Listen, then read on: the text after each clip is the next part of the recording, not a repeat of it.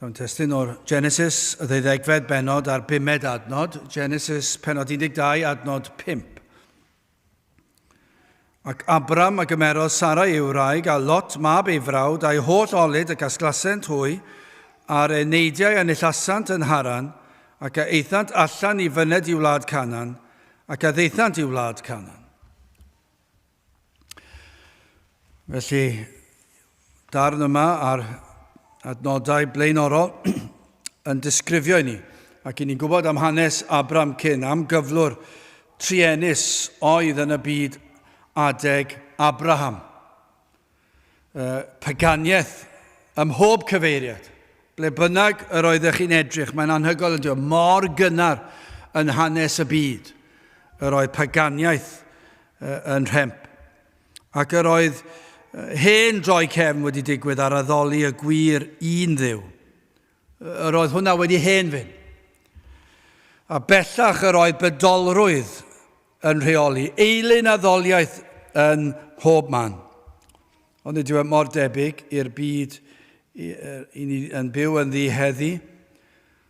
Dim byd wedi newid ers y cychwyn. Dros y canrifoedd, y mae pethau dal fel ag yr oedden nhw. Dyna yw canlyniad pechod. Does dim unrhyw yn ein gwlad ni, unrhyw ôl fendith ar ein gwlad ar wahan hynny yw i'r adeiladau, y capeli a godwyd. Petai chi'n tynnu'r capeli lawr yn ein gwlad ni, petai chi'n mynd drwy bob pentref, a nid nawr newid nhw'n mynd i ffactrioedd neu siopau, gwerthu carped neu tai bwyta, mae hwnna'n gyffredin yn diwedd. Mae yna un yng Nghaerdydd, cofio'n had yn dweud oedd wedi pregethu yn y capel, nawr, cyn i bod yn cael ei alw'n gapel, mae nawr yn dibwyta ac yn dafarn i yfed ac i feddwi. Ond petai chi'n tynnu'r hyd yn oed yr adeiladau lawr, be bynnag yw i defnydd nhw. O leia allwn ni ddweud nawr mae'r adeiladau yn rhyw atgof bod yna rhywbeth. Achos dyn nhw ddim yn edrych fel adeiladau normal nag yw nhw. Dyn nhw ddim yn adeiladau lle mae pobl fel arfer yn adeiladu byw yn dyn nhw. Byddwch chi ddim yn adeiladu ffactri neu tŷ bwyta edrych fel capel, ond mae pobl wedi addasu nhw. Ond petai chi'n tynnu nhw lawr yn llwyr, beth fydde'r atgof yn ein gwlad ni? Bod na fendith wedi bod. Dych chi'n mynd trwy'r cytrefi pobl ac yn chwilio am gopi o'r Beibl, byddwch chi ddim yn ffeindio un yn y mwyafrif llethol. Petai chi'n gwrando ar eu sgwrs nhw, bydde neb yn cyfeirio at y wyllus Duw. Bydde neb yn ofalus am sut maen nhw'n fod i fyw ger bron Duw. Bydde neb yn sôn am y Sul, bydde neb yng Nghymru yn sôn, hyn o'r Cristnogion nawr, pobl sy'n proffesu. Bydde'r mwyafrif llethol ddim yn sôn am ddi Sul yng Nghymru. Hyd yn oed ymhlith pobl Efengylydd, bydde'r mwyafrif ddim yn cadw'r Sul. Ac felly mae bron pob golwg o fendith wedi hen fynd yn ein gwlad ni. Tywyllwch angrydiniaeth, eilyn addoliaeth, materoliaeth, anfoesoldeb, hyn oedd yn digwydd cyn adeg Abraham ac yn ystod adeg Abraham a mae dal i ddigwydd. Fel bryd ni, a mae'n sicr bellach, i ni'n galw'r hyn sy'n dda yn ddrwg a'r hyn sydd yn ddrwg yn dda. Mor debyg oedd y sefyllfa. Ond o sefyllfa tebyg i un sefyllfa ni, dath yr alwad i Abram. Fe nath Duw alw Abram. Mae mor gyffroes yn dweud. Ac yma cael weld gras Duw ar waith. I ni'n cael gweld sofraniaeth Duw ar waith yn yr adnodau sydd o'n blaen yn ni. Ni allwn ni ofyn pam i Dduw alw Abram. Ni ddim yn gallu, fyddwn ni ddim yn gwybod yr ateb i hynny. Ni ddim yn gwybod. Doedd yn sicr beth i ni yn gwybod, nad oedd dim heiddiant yn Abraham, ond i ni yn gwybod fe nath Duw galw Abraham. Ac fe addawodd Duw y fath fendithion ar Abraham a'i deulu, y byddai cenedl yn cael ei ffurfio, y byddai pobl Dduw yn dod ohono fe. Ond i ni'n gallu dweud i sicrwydd, be ni ddim yn gallu dweud yw pam, be ni yn gallu dweud yw ni'n gwybod beth nad oedd yr achos, nid daioni yn Abraham oedd yr achos, yr rheswm. Y cyfan yn dod o ras Duw. Mae Paul yn pwysleisio Rhufeiniaid 8 adnod 30. A'r rhai ar ragliniodd e fe, yr rhai hefyd a rhai hynny hefyd a alwodd fe, fel Abram.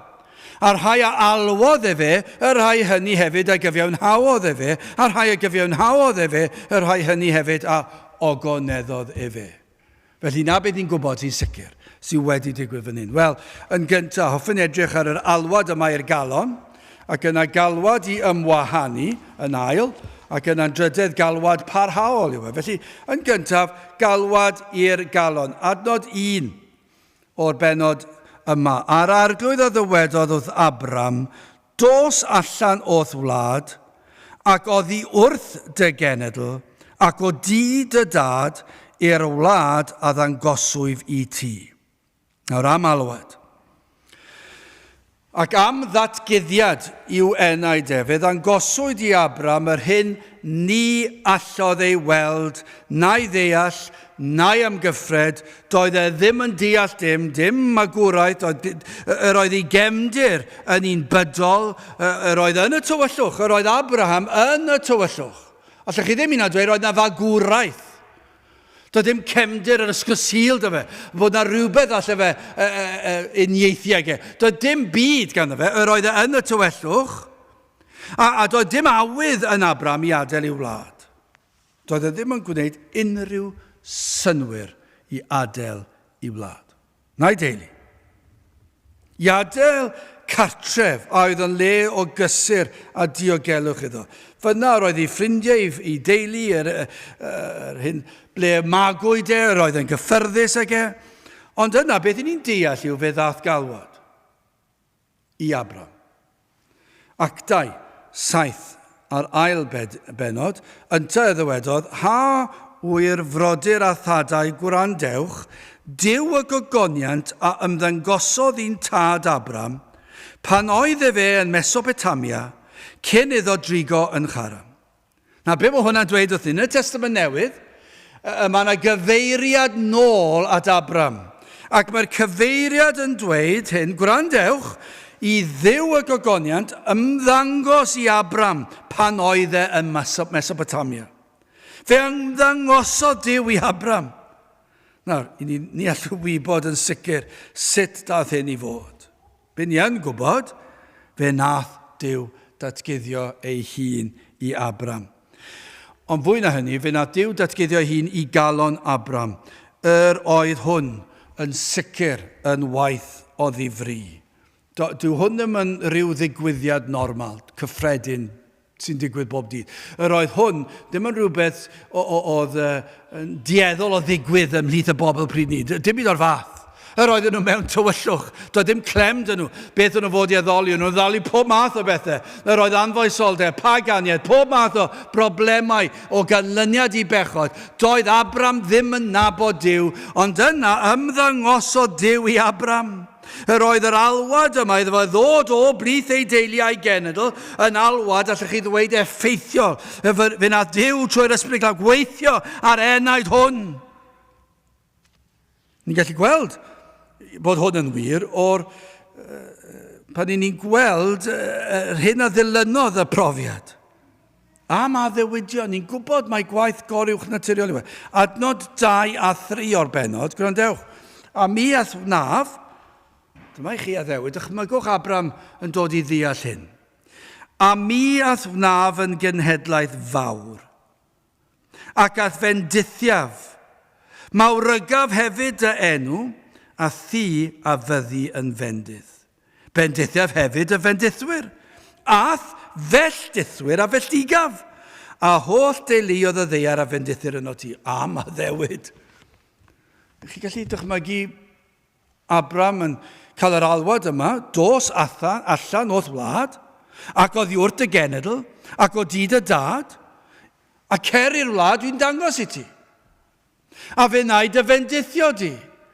Fe fyddai'n bendithio ti a deulu a fe wnaf yn genedl. Fe fyddai'n delio gyda'r pobl fydd yn gwrthwynebu ti. So dwi'n mynd i ofalu amdano ti. Dwi'n mynd i dyfendithio ti gymaint. Dyna oedd yr addewid. Yr oedd wedi cael yr alwad a fe gafodd y addewid o beth fydd bendydd yr addewid. Ond sylwch, edrychwch ar y fuddod Abram, adnod 4 a 5. Yna, yr aeth Abram. fel y llyfrasau'r arglwydd wrtho. Dwi'n meddwl nawr, sawl un fydd yn golledig yn dragwyddol yn ein cenhedlaeth ni. Falle rhywun yn byw lawr i'w stryd fan hyn yng Nghaerdydd. A bod Duw yn argyhoeddi nhw, ond dyn nhw ddim wedi ymateb. Nawr wrth gwrs, ni'n gwybod, felly os maen nhw'n mynd i'r bedd, felly ni gafon nhw i gwir yr alwad yma, ond mae yna alwad o gwmpas y lle trwy'r amser o does, achos cyfrifoldeb dyn yw Cyfrifoldeb dyn yw i gredu. A mae rhaid i dyn droi o'r byd, mae rhaid i dyn ediferhau, mae rhaid i ddyn gredu. Ond sawl un dros y canrifoedd sydd wedi cael rhyw fath o flas, rhyw fath o ymwybyddiaeth, rhyw fath o gydnabyddiaeth o Dduw, a rhyw fath o iogrwydd hyd yn oed, ond sydd ddim wedi ymateb. Ac am dragwyddoldeb bydd iddyn nhw. Fydd hwnna hyd yn oed yn waith, achos maen nhw wedi cael rhyw flas. Falle bod nhw wedi cael rhyw arwydd, rhyw awydd i geisio Duw ar ôl gweld yr awyr las sydd wedi bod cael ei ddiweddar. Falle bod yna rhyw, ond maen nhw wedi gwrthod, ond nid dyna be nath Abram. Adnod 4, yna roedd Abram fel y llyfrasau'r arglwydd wrtho, a Lot aeth gydag ef. Ac Abram oedd fab 15 mlwydd a 30 pan aeth ei fe allan o Haran. Ac Abram y gymerodd Sara i'w wraig a Lot mab ei frawd, a'i holl olyd a gasglasant hwy a'r eneidiau neu llasant yn Haran, ac eithant allan i fyned i wlad Canan, ac a ddeithant i wlad Canan. So rhaid i'r alwad fod o Dduw. Achos ni'n gweld fe i fyddhaodd e hefyd yn do. Mor gyffroes yw pob oedfa lle cyhoeddi'r ffordd iachawdwriaeth. Dwi'n credu bydd yn y rai yn meddwl bod e'n rhyfedd bod ni'n gyffroes yn dod i oedfa fel hon. Achos i'r olwg ddynol, does dim byd wir cyffroes am yr oedfa hon, nag oes. Capel sy'n dal 600 a pryn ni'n cyfri, dwi'n yn siŵr faint i ni, ddim hyd yn oed drost mewn i ddau digid. A byddech chi'n meddwl, dim i cyffroes am hwn. Chi canu rhyw emynau, a gafon nhw i cyfansoddi canrifoedd yn ôl.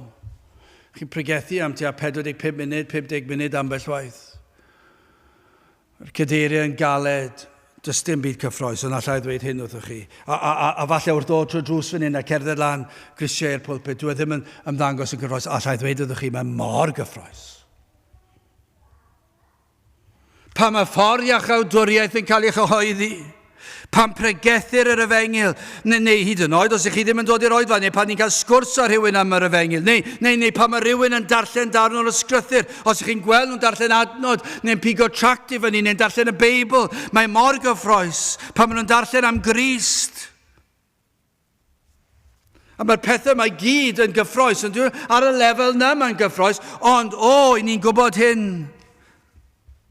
Rhaid i bresenoldeb Duw fod yno os yw e fod yn effeithiol. Mae yn gyffroes achos ni'n gwybod gall Duw fod yma. Mae wedi addo lle mae yna 2 neu 3 wedi ymgynnull yn ei enw e, ac ni'n gobeithio bod yna 2 neu 3 ohono ni fan hyn. Ac os yna 2 neu 3 mae wedi addo fod yno ni plith nhw, ac os yw e wedi addo bod yno ni plith nhw, mae'r cyffro mor anhygol, fe all yr ysbryd glân fod ar waith nawr. Bron iawn allan ni ddweud mae wedi addo bod yn ein plith i'n gweithio.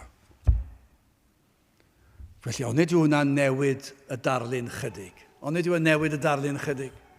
Yn enwedig nawr yn yr oes lle mae'r we a mae'r neges yn cael ei chyhoeddi a mae'n gallu cael ei chyhoeddi heno, fori, gweddill yr wythnos ganlynol a mae'n blwyddyn mewn 10 mlynedd. Mae mor gyffroes yn diwy bod y neges pan mae gair Duw yn cael ei chyhoeddi, ond pan mae'r ysbryd glân yno hefyd, pan mae presenoldeb Duw, a rhaid i presenoldeb Duw fod yno, rhaid i'r ysbryd glân fod ar waith, mwyn i'r alwad gyrraedd y galon.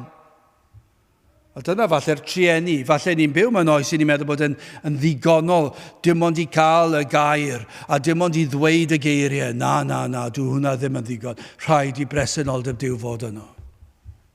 Rhaid i'r ysbryd glân fod ar waith. Mwyn i'r gair gyrraedd y galon, rhaid bod yr hedyn o sancteiddrwydd cael ei blannu gan Dduw, gan yr ysbryd glân. Rhaid i'r gair, i'r alwad, fynd heibio'r glist mwyn cyrraedd y galon. Sut mae hwnna'n gweithio, dwi ddim yn gwybod. Ond be fi yn gwybod yw fel am yn gweithio. Ond peidiwch â gofyn am eglur had sut mae'n gweithio. Ond beth i ni'n gwybod yw ein cyfrifoldeb ni yw i gyhoeddi'r gair ac i fod mor ffyddlon ac y gallwn ni. Ond hyn sy'n rhaid digwydd, rhaid yr ysbryd glân fod ar waith a rhaid iddo fe arwain y geiriau i fynd heibio'r glist ar ymenydd lawr i'r galon. A dyna beth sy'n rhaid digwydd. Sylwch hyn fan hyn, yr oedd yr alwad gafodd Abraham yn un bersonol iddo fe. Nid yw wraig, nid yw unrhyw aelod o'r deulu, yr oedd rhaid, yr oedd yn rhywbeth personol iddo fe. Pwy bynnag sydd o'ch cwmpas chi nawr, neu falle rhywun yn gwrando yn y cartref a bod yna deulu yna cyfeillion.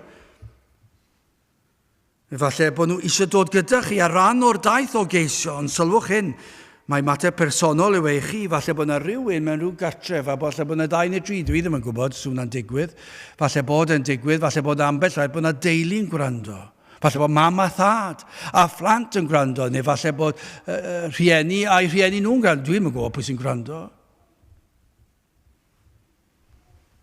Ond beth ni yn gwybod yw hyn, mae rhaid chi anwybyddu gweddill y teulu, y gweddill y gynulleidfa, a mae hwn yn rhywbeth personol i chi. Rhyngoch chi a Duw, galwad i'ch enaid chi yn bersonol yw e. Gai ofyn, oes na rhywun sydd yn gwrando a gael dystio i'r ffaith bod Duw, bod chi'n credu bod Duw wedi cychwyn eich galw, bod na ryw alwad, bod na ryw ymwybyddiad, bod na ryw geisio. Ond ydyw yn wir, pan mae'r ysbryd glân yn dod ac yn plannu hedyn, gall hwn digwydd blynyddoedd cyn i chi dod i gredu, neu gall e ddigwydd yn ystod yr un oedfa. I ni ddim yn gwybod, mae'n amrywio o berson i berson. Ond efallai be ni'n gallu dweud, chi gallu gweld arwyddion fod yr alwad wedi dechrau. Mae fel y ffarmwr yn plannu'r hedyn yn y ddaear. Dyna fel ni'n gallu disgrifio fe. A does dim byd i weld ar y cychwyn efallai, ac o ran yn ysbrydol, mae'r tyfiant yr hedyn yn gallu amrywio o berson i berson. Ond falle bod dim byd i weld am y dyddiau cyntaf, ond yna mae'n arwyddion o gwyrddni'n dod i fyny o'r pridd. Ac yna mae'n tyfu nes bod y blodyn neu beth bynnag fydda, llysiau neu beth bynnag, yn dod allan yn llawn. A felly yw'r darlun yma o'r alwad, pan mae Duw ar waith, pan mae'r ysbryd glân ar waith, pan mae wedi plannu'r hedyn, mae yna fywyd yna, mae yna'r alwad wedi digwydd, mae'r dechrau'r ymateb, mae'r dechrau ceisio, mae'r dechrau dod, fel yn Abram, fe ddechreuodd ar ei daith e. Felly gadewch chi ni symud yn ail, yr alwad yma i ymwahanu. Dyw hwn ddim yn adnod ar gyfer eglwysi efengyledd modern, heddi, yn yr oes yma. Yn sicr, byddwn ni'n tybio, byddwch chi ddim yn chwarae recordiad o'r neges yma mewn gwasanaeth fodern. Tybio ni fyddwn nhw ddim eisiau hwn. Dwi'n yn gwybod sut byddwn nhw'n egluro'r pethau yma, does dim clem dy fi. Be dwi yn gwybod yw, fydden nhw ddim yn licio beth sydd o'n blaenau ni. Achos mae'r prawf i weld, ond yw e? A'r arglwydd y ddywedodd wrth Abram adnod 1, dos allan o'th wlad. Dos allan. Ac oedd i wrth y genedl, ac o dyd y dad i'r wlad a ddangosw i fi ti. Ond nawr, yr oedd hon yn alwad i ddod at Gris, ond i ddod allan o rywle, o'r hen beth, o'r hen wlad, ac i ddod at Gris, at iachawdwriaeth, at fywyd tragweddol. Ond mae'n alwad i adael yr hen wlad hefyd, ond yw e? Yn y datguddiad o Dduw, mae yr ysbryd glân yn goleo'r enaid i weld yr hyn sydd yn wir amdano ni'n hunan ac yn wir am yr hyn sydd wir am y byd i ni'n trigo yn ddi. Ond dyna yw canlyniad gwaith yr ysbryd glân. Pam mae Duw ar waith, pam mae'r alwad yma wedi digwydd ac yn galw arno ni ddod allan. Be mae hwnna'n golygu yw hyn? Mae'n dangos i mi fy mhechod, mae'n dangos i fi me'r pechod o'r bobl dwi'n trigo ni plith. Mae'n dangos i fi difrifoldeb pechod. Mae'n dangos i mi erchylltra pechod. Mae'n dangos i mi bydolrwydd. Mae'n dangos i mi gwacter y byd. Dyna beth i gwaith yr ysbryd glân. Ni ddim nawr yn sôn am rhywbeth i ni'n gofod perswadio pobl. Mae hwn yn rhywbeth goriwch naturiol. Dyma beth sy'n mor hyfedd yn yr oes ni'n byw ynddi. Mae fel petai ni'n dweud, os oes rwy'n ei proffes, mae'n iawn, a fe newn ni aros 5 mlynedd ar 20 nes bod ni'n gweld arwyddion o ddod allan o'r byd, ac i ddweud y gwir, maen nhw'n mynd i'w bedd yn fydol. Odyn nhw'n Gristnogion? Dwi ddim yn gwybod. Dwi wir ddim yn gwybod. Achos yno be fi'n gweld, pan bod Duw yn galw, mae'n alwad i ddod allan o'r byd ac i ddod at Grist. Mae'n ddigon syml. Mae drwy'r Beibl i gyd. Mae'n dechrau yn Genesis, ond mae'n mynd reit trwy'r Beibl hyd at atgyddiad. Mae yna drwy ddi draw. A dyna oedd prif neges, prif bwrdwn y diwygiadau yng Nghymru. Dyma beth gafodd ei phregethu dro o tro. Ond am ryw reswm, mae'r eglwys fodern Efengyled wedi hen droi cefn ar hwn, a heb sôn am y capeli sydd heb yr Efengil yn llwyr, mae wedi hen fynd. Fe welodd Abram y tywyllwch oedd ynddo fe ac o'i amgylch, a fe welodd yr eilynyddoliaeth, ond yna daeth yr alwad i adael y wlad, ei genedl, tu ei dad, ac i fynd at y wlad ydyn gosod Duw iddo, at Ganan. Duw oedd wedi galw allan. Duw ddangosod iddo bale i fynd. Felly mae'n ddoi beth yn does. Mae Duw yn dangos iddo fe'n glir y peryg o aros ble roedd e, a mae Duw yn dangos iddo fe, dwi eisiau ti fynd fan draw. Mae'n ddigon clir. Mae'r cyfan o Dduw. Ond sylwch hyn, roedd rhaid i Abram gredu. Roedd angen ffydd yn Dduw.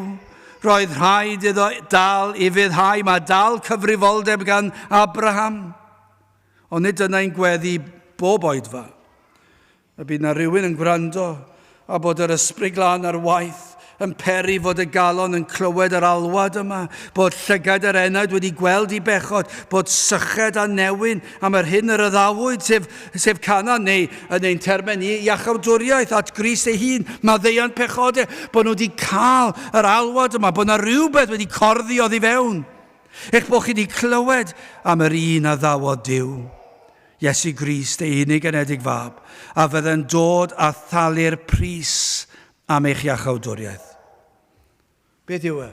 Mae'n alwad i edifarhau. Mae'n alwad i droi cefn ar eich pechod. Mae'n alwad i droi cefn ar eich hen wlad. A be bynnag mae hwnna'n golygu, fe allai olygu teulu, neu bod chi'n troi cefn ar deulu o ran cariad at eich teulu, ond mae'n golygu falle troi cefn ar safiad eich teulu, neu eich traddodiad yn eich gwlad, pa bynnag gwlad yw e. Mae'n alwad i ymwahanu o'r byd, o'i bleserau, o chwant y cnawd, o boblogrwydd, o hunan gyfiawnder. Mae'n alwad at sancteiddrwydd ac at ddiwioldeb. Ond dyna beth yw e, i ni'n cael ein galw o un peth a'n harwain i rywle arall. Ni'n cael ein galw o bechod ac yn cael ein galw tuag at Grist. Ni'n cael ein galw o fydolrwydd, ni'n cael ein galw at sancteiddrwydd. A ni'n cael ein galw i ymwahanu. Ond dyna beth ni fod i wneud. Hynny yw, dyna beth ni eisiau wneud. Pan mae Duw ar waith, ni ddylem ni gorfod perswadio rhywun i ymwahanu. I ddweud y gwir i chi, byddwch chi ddim am aros. Ioan 17 a 15. Nid wyf yn gweddio ar ei ti ei cymryd hwynt allan o'r byd, eithyr ar ei ti ei cadw hwynt rhag y drwg. Petai ni gyd yn deall yr adnod yn yr eglwysi heddi, bydde fe'n hyd yn oed yn yr eglwysi mwy traddodiadol, diwygiedig, petai nhw'n gwir yn deall yr adnod yna, bydde'r eglwys yn cael ei trawsnewid. A petai'r eglwys fodern yn deall yr adnod yna, bydde'r eglwys yn cael ei trawsnewid. O na, fydden ni'n deall y pethau yma, ac efallai pam nad ydyn ni'n deall, yw nad ydy'r Duw wedi'n galw ni yn y lle cyntaf, dwi ddim yn gwybod, neu mae yna rhyw ddryswch sydd yn anhygol wedi dod dros, mae fe rhyw cwmwl anferddi wedi dod dros ein cenedl ni. Mae'r alwad i ymwahanu o bechod, fe ddyle fe fod yn naturiol, fe ddylech chi eisiau rhedeg am eich bywyd o'ch bechod ac o fydolrwydd, a rhedeg tuag at Grist. Os ych chi wedi cael golwg o Grist, fe ddylech chi ddeheu am gyrraedd Crist a'i groes. Ond dyna beth sydd yn naturiol os yw Duw ar waith? Sylwch, nid weithred o droi at fywyd allan o gymdeithas yw hwn. Dyn ni'n cael ei galw i fod yn fynachod neu'n lianod. Ni wedi cael ein galw i dynnu allan o gymdeithas yn llwyr o'n hysgolion ni, o'n colegau ni, o'n ysbytau ni. Dim byd o'r fath. Dwi'n mynd i weld yn yr ysgrythyr o gwbl. Mae hwn yn remp ond yw e. Mae bron iawn fel beth ni. Beth am i ni fyw ar ryw ynys pen draw a peidio cael unrhyw ddylanwad ar neb? Dim byd o'r fath. I ni dal yn y byd, ond yn cael ein cadw o ddrygion i'r byd. Dyna oedd gweddi Crist a di dad, a dyna beth yw gwir Gristnogaeth. Petai yn hynny, gweithredoedd bydde fe. Gweithredoedd a'r rhai marw. Ond galwad at Grist, at sancteiddrwydd y galon a bywyd sydd gan ni fan hyn, galwad at heddwch yr enaid, at orffwys yr enaid, galwad at yr un sef Crist gall roi iachawdwriaeth i'ch enaid. Mae'r alwad yma i fynd at yr un sydd yn gallu maddau eich pechod, yn gallu rhoi bywyd tragwyddol i chi. Sylwch hwn, ni dderbyniodd Abraham yr heddwch, hyd onyd iddo gyrraedd Canan. A dyma i chi rybydd cyn i ni fynd ymhellach. Peidiwch oedi. Peidiwch aros yn yr unfan heb gyrraedd Iesu Grist a'i groes. Ond nid dyna'r peryg. Mae yna lawer fydd yn eog o hyn. Fydd yna ryw oedi fel Abraham. Dychmygwch chi petai e ddim wedi mynd i Ganan, bydde e ddim wedi cael y fendith na bydde. Gafodd e alwad i fynd i rwle arbennig. A'r alwad fan hyn i ni yw i fynd at Grist. Ond chi wybod be, mae yna beryg byddwch chi'n oedi cyn dod at y groes. Llawer sydd wedi oedi a pheidio a pharhau ar daith at Grist. Mae'n wedi clywed yr alwad, teimlo'r alwad, ond efallai mae ar alwad i'r glist yn unig yw e. Efallai roedd yr alwad yn un llawn sŵn, efallai allech dychmygu hwn mewn llawer i gapelu heddi. Heno, os oedd fan nos, tybiwn ni, does dim oedd fan nos i gael hyd yn oed. Ond falle roedd y bore yma. Rhyw awr sy'n siwtio pawb. Ond dyna fel mae capeli'n gweithio heddi. Falle un oedfa, a newn ni'n siŵr bod e ddim yr gynnar, a newn ni'n siŵr bod e'n gorffen cyn cyno. Mwyn i chi cael gweddill y dydd i chi'ch hunan. Warthus yn dweud. Na gwe'n warthus. Ond dychmygwch falle bod rhywun wedi bod mewn rhyw oedfa bore yma. A lot o sŵn, falle bod yna fand yn y blaen, falle dwi'n yn gwybod. Microphones, fel arfer chi'n dal nhw. Cerdded rownd y blaen. Gwisgo jeans a Christy. A canu rhyw gam boblogaidd, a falle os yw'r canu ddim yn dda, maen nhw'n dod â drums mewn, a falle gitar arall, a keyboards ac yn y blaen. Ac wedyn mae'r pregethwr, neu be os chi'n gallu galw yn pregethwr, falle'r siaradwr gwadd. Mae'r siaradwr yn dod i'r blaen, a mae'n cerdded rhwng y lle ac yna, a falle bod yn dod ar ryw alwad i'r glist, a falle bod pobl yn teimlo'n hapus yn y cwrdd, falle yn teimlo'n gysurus ac yn licio'r gerddoriaeth, ac yn teimlo, mae hwn yn rhywbeth allan rhoi cynnig arni. A mae'r pregethwr neu'r siaradwr yn rhoi galwad, ac yn dweud, dewch at Grist, achos wneud e sortio'ch problemau chi mas. Dyna fel maen nhw'n trial denu, twyllo nhw i ddod, os dewch chi at Grist, fi ddim problemau da chi, a fi popeth yn iawn. Lle maen nhw'n cael hwnna, dwi'n yn gwybod, achos mae yna problemau ôl dod i gredu, ond mae Crist gyda ni, mwynhau'n wir. Ond efallai'n perswadio, a mae rhywun yn dweud ie, falle bod yna rhyw perswad ar gwyddoniaeth, falle bod rhywun licio gwyddoniaeth, a mae rhywun sydd yn siarad gyda'r gynulleidfa, ac mae nhw'n arbenigwyr gyda gwyddoniaeth. Efallai'n credu bod Duw wedi creu y byd, ac wedi dweud, dyma pam dwi'n credu bod Duw wedi creu y byd, a mae nhw'n perswadio rhywun i feddwl, wel, ie, mae Duw wedi creu y byd. A maen nhw'n dweud, dewch mlaen, dewch at Grist. A maen nhw'n dod.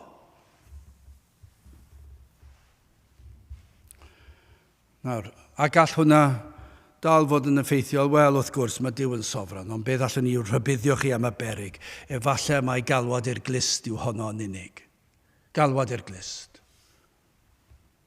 Mae sain wedi bod yn bleserus. Nes i fwynhau, nes i ddim teimlo'n eog o gwbl yn yr oedfa. Nes i ddim teimlo'n anghyffyrddus. Nes i ddim teimlo cywilydd, nes i ddim gweld fy maich, nes i ddim gweld fy heiddiant ger bron Duw, nes i teimlo mor gyffyrddus, nes i hoffi clywed am Iesu Grist a'i gariad a sut mae ei am i ni fyw. Mae hwn mor hyfryd, felly nath yr siaradwr gwahodd ni ddod at Grist, a fe ddes i at Grist. A falle maen nhw'n teimlo, nawr dwi'n Gristion, ond dyn nhw ddim wedi teimlo'u pechod. Maen nhw wedi derbyn lot o adloniant. Ac efallai nid yw'r alwad wedi cyrraedd y galon. Mae hwnna mor wahanol yn diwedd i'r gwir alwad i'r galon. Ac os bu ymwahanu a throi a cheisio rhywfaint, sylwch dros dro yn unig yw e. Na'r peryg, dyna beth sydd wedi digwydd. Maent yn aros am ychydig cyn cyrraedd croes Crist, cyn gweld yr aber, cyn gweld beth yw'r aber dylen ni fod yn ni'n rhoi yn ein bywydau ni. A maen nhw wedi oedi, maen nhw wedi dod yn fyr. Dyn nhw ddim wedi dod at y Crist, y gwir Crist o'r groes. Maen nhw wedi dod i'r blaen efallai. Maen nhw wedi ymateb i ryw her gan y gweinidog neu'r siaradwr. Ac maen nhw'n hapus cael un trod yn y byd ac efallai ymhethau crefyddol. Falle bod nhw'n hoffi y syniad. Falle bod y capel yma yn rhoi yr hyn maen nhw eisiau. Maen nhw eisiau yswiriant ysbrydol o cael un troed yn yr eglwys fe ddoi i'r capel yma. Maen nhw'n rhoi adloniant i mi. Dwi'n gallu mwynhau bod yn eu plith nhw. A dyn nhw ddim yn rhoi gormod o ddisgwyliadau, ond dwi'n dal i gallu mwynhau gweddill yr wythnos. Dwi'n dal i gallu mwynhau'r byd. Beth allwch chi ddweud am rheini? Maen nhw wedi dod yn fyr o ddod at Grist. Maen nhw wedi dod yn fyr. Dyn nhw ddim wedi cyrraedd y groes. Dyn nhw ddim wedi ymwahanu'n llwyr o'r byd. Maen nhw'n dal i afel yn dyn ar y byd a'r gyfeillion a phleserau. Mae Spurgeon yn dweud am y darn yma, i lawer adel yr aifft, ond ni chyrheiddo nhw canan. Llawer wedi gadael yr aifft, ond ddim wedi cyrraedd canan. Llawer wedi gadael i cartref, ond ddim cweit wedi cyrraedd Crist. Ond ydy hwnna'n wir? Mae yna lawer i broffes ffals. Maen nhw wedi gwneud rhyw fath o safiad. Maen nhw'n fodlon uniaethu gyda rhywbeth crefyddol. Dwi'n ddim yn broblem heddi. Ond dyn nhw ddim yn sefyll am sancteiddrwydd ac am yr efengil ac am Grist. Maen nhw wedi dod yn fyr. Maen nhw wedi oedi. Fel petai Abraham wedi peidio cyrraedd canan. Fe ath e ymwahanu, ond fe arosodd e mewn rhyw bentre bach a roedd na byganiaeth ac oedd e mwynhau. Dychmygwch hwnna. Ond nid hwnna'n beryg, fe allai fod. Cael blas ar fedolrwydd, ar feganiaeth, am yn ormod iddynt. Lle dychmygu llawer yn gadael yn yr Hen Testament ac yn gweld yr mwynhad yr oedd y paganiaid yn cael yn ei crefydd. Maen nhw'n gallu bod yn anfoesol, ond mae crefydd nhw'n caniatáu e. Maen nhw'n gallu bod yn feddw, mae crefydd nhw'n caniatáu e. Maen nhw'n gallu dilyn sawl diw, mae crefydd nhw'n caniatáu e. Maen nhw'n gallu neud be maen nhw'n moyn ar y sabat achos mae crefydd nhw'n caniatáu e. Ond maen nhw dal yn gryfyddol ac felly maen nhw'n teimlo'n iawn. Ond nid dyna fel i ni wedi gweld, mae Cymru wedi hen fynd. Mae wedi hen fynd felly ond diwe. Mae'r blas yma ar fedolrwydd gymaint nid ydynt yn dod o'r holl fordd at Grist. A felly'r her fan hyn, y prynhawn yma, yw peidiwch bodloni ar y ceisio, peidiwch bodloni ar fynychu cwrdd, peidiwch bodloni ar gweddio hyd yn oed yn unig. Beth ych chi fod i wneud? Dewch at Iesu Grist, dyna beth yw'r her. Dyna'r unig ateb. Rhaid i chi ddod at Grist, rhaid i chi ddod at droed y groes. Ac yno syllwch ar Grist. Syllwch ar y bendithion, yr enillodd Iesu Grist. Trostwch chi yno ar y groes. Dewch ato. Dyna yw neges y Beibl. Dewch chi weld be mae Crist wedi wneud. Buodd e farw am eich pechod. Tywallodd ei waed am eich pechod. Cymerodd eich cosb am eich pechod. Mae'n rhoi ei berffeithrwydd i chi i guddio'ch pechod. Mae'n gochi bob staen i ffwrdd yn ei waed. Mae'n bodloni'r tad yn eich lle. Dyma beth sydd wrth y groes. Dychmygwch dod mor fyr. Dychmygwch peidio dod lan at fryn Calfaria. Dychmygwch peidio dod at Grist. Mae'n tragedy ond yw e. Mae'n tragedy a mae'r beth mor dorcalonus. Dwi ddim yn deall sut nad yw'r rhai ffyddlon sydd ohoni ar ôl yn ein gwlad ni ddim yn torri calonau fwy am gweld cyflwr yr eglwys heddi, heb sôn cyflwr y byd. I ni wedi cael ein galw i ddod allan o bechod ein dinas ni yma Nghaerdydd. Ie, os ydych chi dan waith yr Ysbryd Glân yn eich galw chi i ddod at Grist, rhaid i chi ddod o fydolrwydd ein prif ddinas ni. Oes, rhaid i chi. Rhaid i chi sefyll yn eich gweithle chi. Rhaid i chi wrthod wneud pethau ar y sil. Rhaid i chi fyw bywyd glân. Rhaid i chi fyw er gogoniant i Grist. Dyna beth yw'r alwad. Dyna beth yw'r alwad i chi wneud. Rhaid i chi addoli fe mewn ysbryd a gwirionedd. Rhaid i chi fod yn ofalus am popeth i chi wneud. Rhaid i chi nawr fyw i ogoneddu Duw a'i fwynhau. Ond i chi ddim yn gwneud y pethau yna i ennill echodwriaeth. Pam? Achos Grist sy'n yn talu'r pris i chi. Dyna beth yw dod at y groes. Chi'n deall e? Os chi'n dod yr holl ffordd at y groes, ni chi'n dod i ddeall beth yw pwrpas y groes, sef ymwahaniad llwyr o'r byd, a throi yn llwyr at Grist. Wel, yn olaf i gloi yn drydydd, y mae hon yn alwad parhaol. Eithant allan i fyned i wlad Canan, ac a ddeithant i wlad Canan. Fe gyrraeddon nhw. Dyma yw'r diwedd bob tro. Bob tro mae Duw ar waith yn yw. Pan fod Duw yn galw. Pan fod yr Ysbryd Glân ar waith. Pan daw euogrwydd. Chi'n gallu mynd â fe yn cam ymellach. Dyma'r arwyddion o'r peth. Pan daw euogrwydd fel mynyddoedd byd. Mae Pantycelyn wedi ddeall yn do. Euogrwydd fel mynyddoedd byd. Nawr dwi'n gwybod fod yr euogrwydd yma'n gallu amrywio o berson i berson, o dan yr amgylchiadau. Ond y bydd yr allanol yn edrych yn fwy eithafol i rai nag eraill, fi'n credu fydd pob un yn gallu dweud yr oedd yr euogrwydd fel mynyddoedd byd, yr oedd yn ymdeimlad o bwysau, a'r ofn, yr ansicrwydd, geiriau gwahanol chi'n gallu defnyddio. Pan ceir golwg ar yr Iesu, pan welir ei berffeithrwydd e, pan ceir golwg gan Dduw i'r enaid o aberth Crist, pan gwelwn ni ei ddwylo pur ar led drosto fi, pan arweinir yr enaid i ffwrdd o bechod o'r byd ac at Grist ac at Dduw, pan mae yn waith o ddifri, hyn a wyddom yw fe fydd yr enaid yn cyrraedd pen y daith. Mae Philippiaid 1:6 yn dweud, gan fod yn hyderus yn hyn, a bydd hwn a ddechreuodd yn eich waith da ei orffen hyd ddydd Iesu Grist. Dyna'r sicrwydd.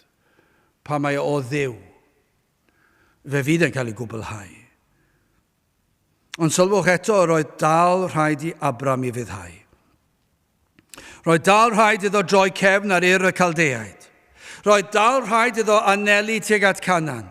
Ac felly i ni heddi, i rywun sydd yn gwrando, rhaid i fyddhau i'r alwad, rhaid credu yr addewidion, rhaid i chi ddod at Grist. Ond i'r sawl, mae Duw yn gweithio ar yr enaid. Y man a sicrwydd cadwedigant, eithant allan i fyned i wlad Canan ac a ddeithant i wlad Canan. Fe ddaw bendithion wrth droed y groes. Dyma yw'r addewid. Os ych chi'n gallu tystio'r prynawn yma, a falle bod chi'n gallu dweud rhywsut dechreuodd rhyw ymwybyddiaeth yno chi, eich bod chi'n frwnt. Falle bod rhywun sy'n gwrando ac yn gallu dweud, wel, dwi ddim yn gwybod sut digwyddodd e, ond fe nes i rhywbeth, a fe ddath yr atgof i mi pa mor ofnadw oedd e, a pa mor frwnt oedd e. Falle bod yna rhywun sy'n gwrando yn gallu dweud, a fe ddath hwnna, fe gynyddodd e, ac yna fe nes i dechrau gweld pethau eraill, a wedyn dechreuais i feddwl pam dwi'n gwneud y pethau yna, pam nes i feddwl am y pethau yna, pam nes i'r penderfyniadau yna i wneud hyn a'r llall, ac yna maen nhw'n dod i deimlo, falle bod yna rhywbeth gyreddfol yno i, a dod i weld mae pechadur i'w fe enw, ni fedd o fe enw gwell, a dod neb wedi dysgu hwnna, dyn nhw, yr oedd hwnna rhyw ganlyniad i waith yr Ysbryd Glân. Falle mae hen blynyddoedd maen nhw'n dod i glywed pregethodd yn egluro fe ddyn nhw, a maen nhw'n deall yn athrawieithol, ond yn ymarfer arferol, oedden nhw'n teimlo'r euogrwydd yma ar bryntni. Ac yna, bod yna rhywsut, mewn rhyw hap a damwain, maen nhw'n meddwl, ond i ni'n gwybod, mae'n rhagluniaeth yw fe ddeithon nhw, a fe glywon nhw neges, neu fe ddarllenon nhw ddarn o bapur gyda hanes ar y fengil, a fe ddeithon nhw glywed am Grist. Ac yna, pan glywon nhw am Grist, yr oedd y galon yn dechrau curo, ac yr oedd y dagre yn dechrau llifo, a pan welon nhw, a glywon nhw, yr pregethwr yn cyhoeddi, bu Grist fyw bywyd perffaith yn eich lle chi, a fe gadwodd e'r gyfraith yn eich lle chi, a gafodd ei gosbi yn eich lle chi, ac mae'n dweud i bawb a ddaw at Grist na fydd e byth yn ei gwrthod nhw. Ac eich chi wedi clywed a rhywsut fe ddeithoch chi at droed y groes. A rhywsut i chi'n teimlo, fe gredes i. Dwi ddim yn gwybod sut gredes i. Ac yna am hen amser i chi'n dysgu hyn, fe dderbynwch chi rodd. Fe gafoch chi rhodd o ffydd i gredu. A fe gafoch chi'r nerth i edifarhau. A doedd ddim rhaid i neb i'ch perswadio chi gyda llawer o bethau bod rhaid chi ddod o'na. Mae yna rhyw redd naturiol nawr, mae'r gogwydd wedi troi, mae'r alwad wedi dod i adael y byd ac i fynd at Grist a dilyn llwybr cil Iesu Grist a fe ddal bendithion ac yna mae'r bendithion yn cynyddu nawr, fe nath y faich syrthio wrth droed y groes. A roedd y briwiau ar yr enaid yn cael ei iachau a cael ei golchi'n lan. Ac nawr yr oeddech chi'n gwybod eich bod wedi mabwysiadu deulu'r arglwydd, a nawr yr oedd yr arglwydd yn waredwr ac yn arglwydd i chi, yn frenin arnoch chi. Ac nawr mae'r sicrwydd ei fod yn mynd i cadw chi pob cam o'r daith, tan i chi cyrraedd fendydd fwyaf,